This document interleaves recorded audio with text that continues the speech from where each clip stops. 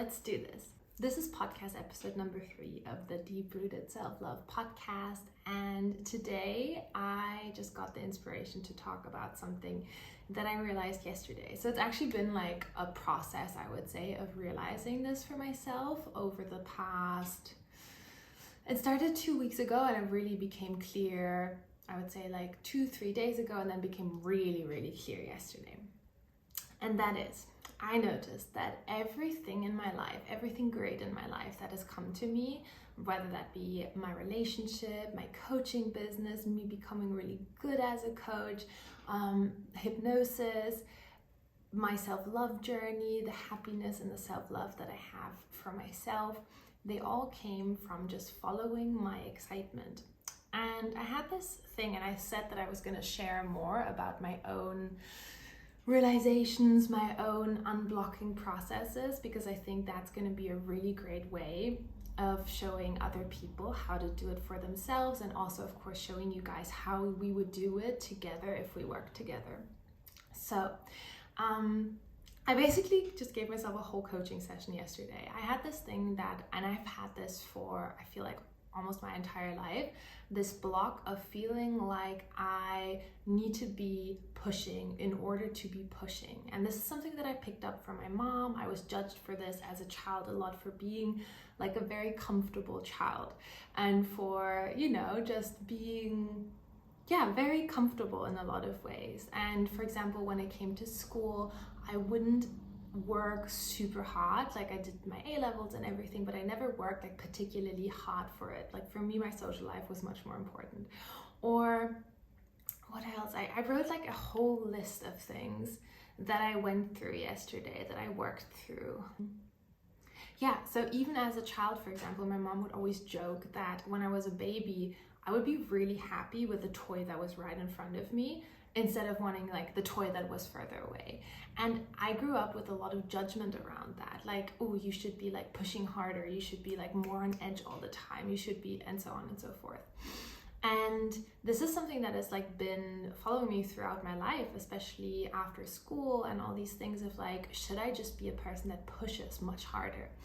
And so I went through my life yesterday basically, and I realized that every time in my life where I did push, right? Where I did, like, for example, when I moved to Paris for work, there was a time where I really put extra stress on myself in order to like make things work, to get the apartment sublet, to find a new apartment. And I put like this extra pressure on myself. And I still remember, I was like, I must have been like 19 or so. For the people who don't know, like, I did a dual study system where I worked and studied at the same time, which is also something that came fully out of excitement and not out of pushing. Like, people would always ask me like, how do you do this? Like, you never have holidays, you have to write papers for school on your holidays, and so on and so forth. Sounds like a lot. It never felt like I was actively pushing. That was something that pulled me because I was so excited about doing the work and learning and being like so young and being like in a corporate environment, which has totally changed now, but at the time it really excited me. And yeah, going back to Paris, and this was the time where I really started to like burn out. And this is where I really felt like super, super stressed, where my health suffered. And that was the time when I was like, actually at the moment, while I was extra stressing myself and extra pushing myself, I felt like, oh yeah, I'm doing this right. This is how life goes. I should be stressed, you know? And the reason why I'm sharing this is because I think there's a lot of people that operate in that way, where they think they need to push just to be pushing, just because a person that pushes is successful. And I want to invite you to do what I did yesterday. So what I did is I wrote down all the ways in which I was too comfortable in my life. You could also maybe say lazy. For me, I already integrated lazy, so lazy doesn't really do anything to me anymore. It's more like being too comfortable, and that's another shadow aspect of mine that I learned to integrate through this exercise. And there's still a way to go, but I'm still sharing the process because I think a lot of people can probably resonate. So, and what I did is I wrote down all the ways in my life where I was quote unquote too comfortable. For example, one example was like doing the minimum in school, except for the subjects that I was excited about, because that didn't feel like pushing, right? It felt like it pulled me out of excitement. And with other classes like math or chemistry or physics, this was the stuff where I had just, at some point, I just did the bare minimum in order to pass the class. But the rest, I just wanted to spend time with my friends. I wanted to go out, party, do all the things that were important for me at that point in my life. And that was so important to make myself the person that I am now. And then this example that I said before with me as a child, like kind of liking the toy that was in front of me instead of the one that was further away. And I really came to the conclusion that all these examples, and I wrote down like, I don't know, like 11 or 12, where I was quote unquote too comfortable, or something that maybe my mom would have judged as too comfortable. And I realized that every single thing was for my benefit. It wouldn't have benefited me to study hard for a subject where even when I study hard, it wouldn't have gotten me like a great, you know. I would never, my A levels never stood in the way of doing what I wanted to do. So doing it the opposite way would have been only pushing to be pushing, you know? Does that make sense? I hope I'm making sense. Yeah, and I invite you to do that. Figure out when in your life you judged yourself as lazy or too comfortable, and then reframe that and look at it. Is it really that it was bad? Was it really lazy, or was it just pragmatic? And was it setting priorities for your life that guided you to be the person that you are now? So that's the first thing that I do. Then the second thing that I did, and I think that's something that you should also do, is I looked at where in my life did I ever make myself uncomfortable and like fought and worked really hard in an uncomfortable way, in a way where I felt like I was just pushing myself in order to be pushing, because I thought that's what I had to do in order to get where I want to get. And those were examples like a job that I had before I started my own business, where I really put so much pressure on myself. Even on the weekends, I was like, yeah, I have to finish this report and I have to do this in a really good way, and I have to do this even though it makes no sense, even though it doesn't excite me. And it didn't bring me anywhere. It actually brought me a lot of health problems. And the same went with other similar things, you know. It was very much this, I need to be the person that works hard in order to get the things that I want to get. And for me personally, that always ended in my health going bad, my mental health going bad, my relationships going bad, and so on and so forth. And it also never ever brought me closer to the thing that I really wanted to do in my life.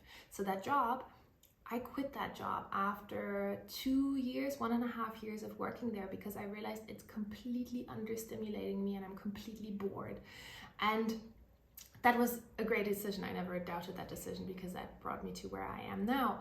But I'm just saying, so even when I pushed and even when I followed that, like, I would say programming, that societal programming, it didn't bring me closer to anything that was good for me. Okay, so this is the list that you should also do. So first, do the list of the things where you judge yourself as being too comfortable, too lazy, and see if you can reframe that. And then reinterpret that. The second thing is, when have you actually, you know, pushed in order to be pushing, made yourself uncomfortable, worked really hard. And then the last list, and that's what I find so interesting, is I made a list of when I have worked a lot and it could have looked from the outside as if I was working hard, but it didn't feel like I was working hard because I was just being pulled by excitement.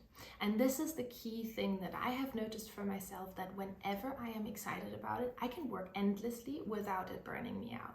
There's almost like, it's not my energy that's going into it. It's the energy from that thing that is exciting me, if that makes sense.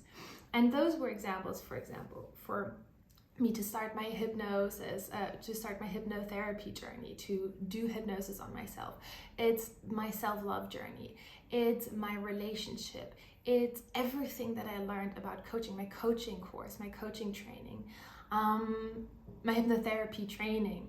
I wrote more stuff down. My dual studies, even though at the time, even though in the end it wasn't the thing that I wanted to do, doing a dual study system of studying and working excited me so much. As I said before, I was just so excited to like be surrounded by all these people that were older than me, learning from them, being like, you know, a grown up and learning about business and marketing and traveling to Paris and all these different things. I don't mean the time we actually moved to Paris. I mean, we're like traveled to Paris for work.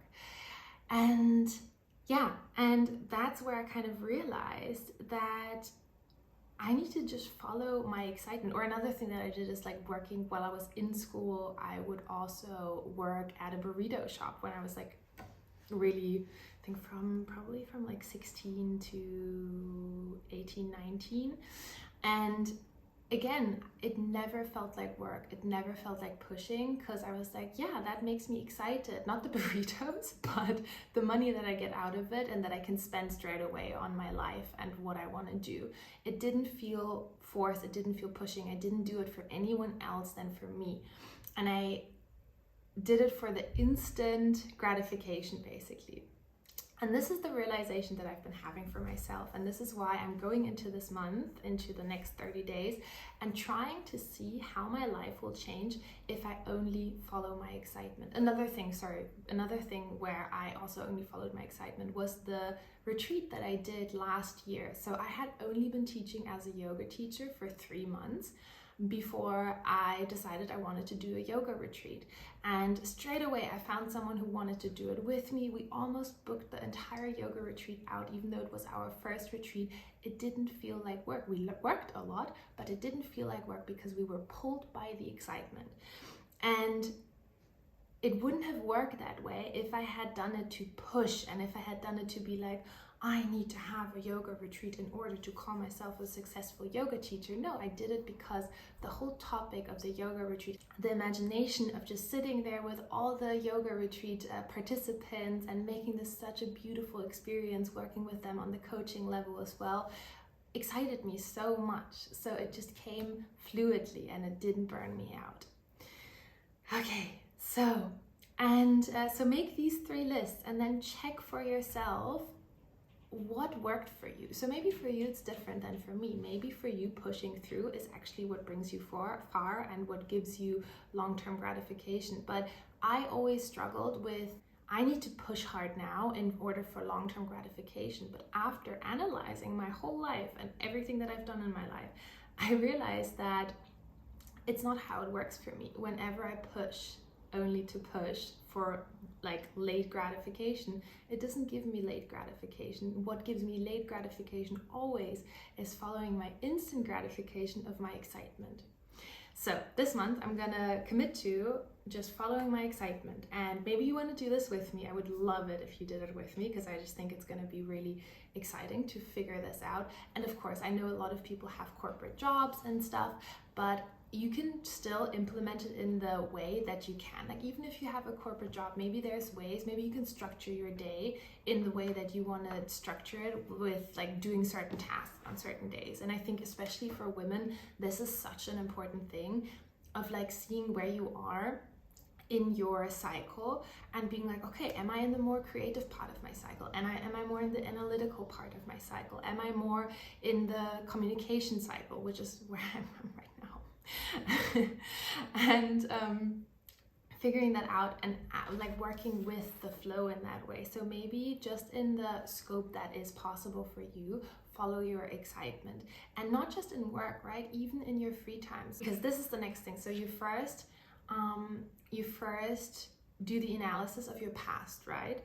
And then you do an analysis of your right now. And this is so interesting. So you have these 3 things, right? Being pulled by excitement. Then you have the middle thing is logical pushing for future excitement. And then you have the last thing is pushing to be pushing, which in my opinion is the worst, really. That's like just full on ego and fear-based. So first figure out how, like what fits in those categories in your past and where they've brought you. And then figure out in your right now. So for me, being pulled by excitement are things like self-expressing myself, doing things like this where I share more about my personal life. And of course, rounding it up to help you, because that's what I'm here for. But it's still fun to self-express myself, and I really believe that people benefit from personal stories. The next thing is I want to play the guitar. So I'm gonna get my old guitar out and start taking guitar lessons soon. I'm having this new class at Hail Now where I'm teaching self-love journaling and a guided meditation journey. So this is something else that's exciting me so much, and I've been pushing it off to push for it at the studio to do this class. And since I've done it, the class for next week is already like half booked. And that's usually not the case with the classes that I've been doing. And that is another sign that when you're excited about what you're doing, the universe rewards you for it and it comes easy. Preparing these classes it's gonna be so fun for me. I'm so excited. Podcasts and YouTube videos, also something that really excites me. So these are like just a few examples. I have like some more, like moving to a different area and all that stuff. These are the things that are pure excitement, and going after them will require no extra energy from me because I'm being pulled by them and I don't have to push towards them. I hope this becomes more and more clear. And then next, do the list of logical pushing for future excitement. What are these things for you? And figure out if this works for you. For some people, I think this works, and for some people, this is also a dead end because it's not full excitement for the next possible task, if that makes sense. And then the last one, pushing to be pushing. Figure out what these things are for you. The best example for me of that is working when I'm not inspired and when there's nothing important to do.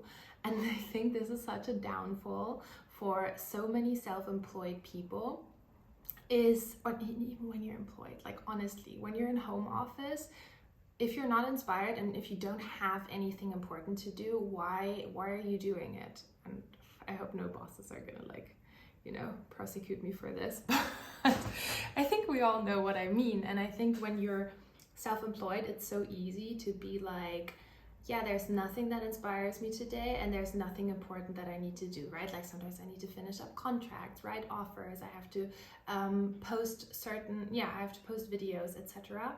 And sometimes I've done all of that. And then I'm like, okay, but I still have 4 hours of work to do today.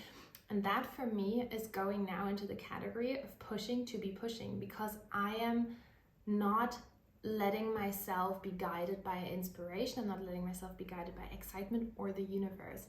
And what I'm planning to do from now on, when I have this, when I've done everything that's important for me and I've done everything that inspires me, to just allow myself to enjoy the day, do some tarot cards, listen to an audiobook from someone, listen to a podcast, because these are all the things that excite me, which are not directly correlated to my business necessarily, but that always in the hindsight, in the turnaround, help me personally and my business, right? In the way, and I think there's a lot of people who criticize that, including my last business coach, but I see my business as an extension of myself, and maybe that's going to change in the future, but I really see it as that, and I just love my work so much, and I want to put my whole heart into it every day, and I do.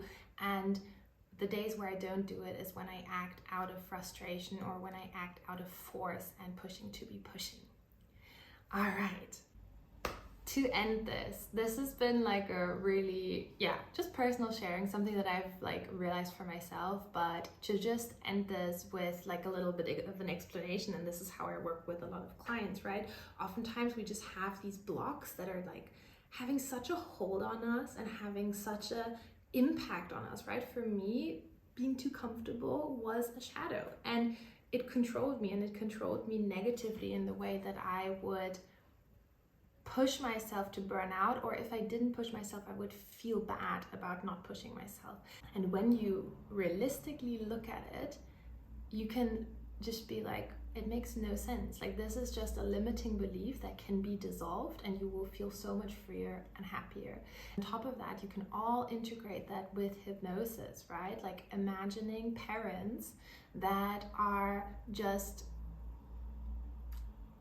helping you follow your excitement, that are not judging you for not pushing in certain situations when it makes no sense to be pushing, right?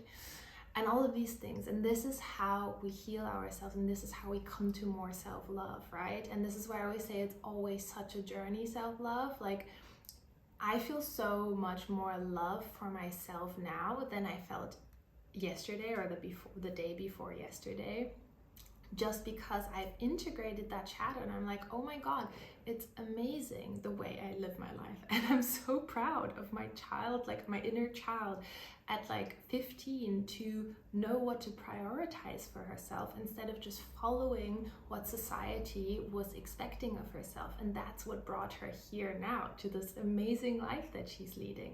And from her, I can actually learn even more, but letting go of the shame that is around that behavior.